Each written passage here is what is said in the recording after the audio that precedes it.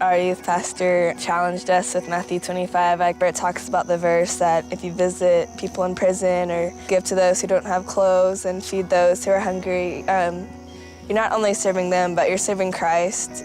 I kind of realized that I hadn't really been doing that very well. Our youth pastor gave each of the groups $100, and he told us to use it for good. He could tell I was really stressed, and he's like, let's look at the criteria. He pointed me in the direction of the Pregnancy Care Center. We started thinking, what should we do with this? And one of my friends actually brought a World Vision magazine, and we were looking through it, and there was stuff like, you could buy chickens for a village, buy a cow for a village so they could get milk.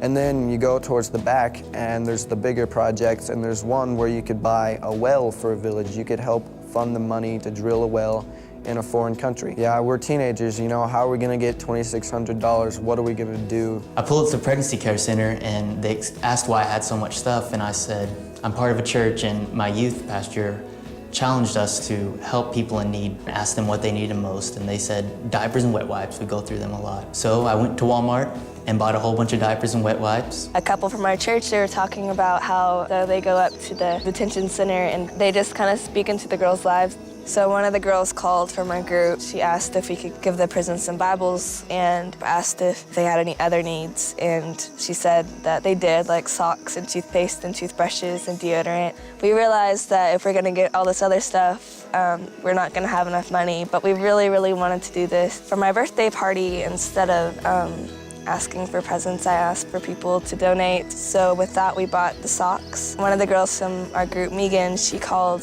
a toothbrush company, and they also donated 80 toothbrushes. We only had $100 at first, but we ended up raising more money so we could give a care package to all the people in prison. We went around town looking for sponsors, and all their money was already given out because it was the end of the year. So that was a setback. And we had a car wash. We only raised around like $100 or $200, which was a start. But then we thought of a bake sale. People were paying $40 for like a cookie that probably didn't even taste that good. And I get this random call from Chance, and he's like, hey, this guy heard about your well fund. He's donating $1,000. That's like doubling what we had. We could finally drill the well in Africa. God changed me definitely through this project. He gave me more of a humble heart. I just felt this completeness. I never necessarily had a reason to go that far out of my way to help somebody. I wanted God to get the glory and not myself. And so still now I look for chances to serve. I got to see, what God can do through average kids like me.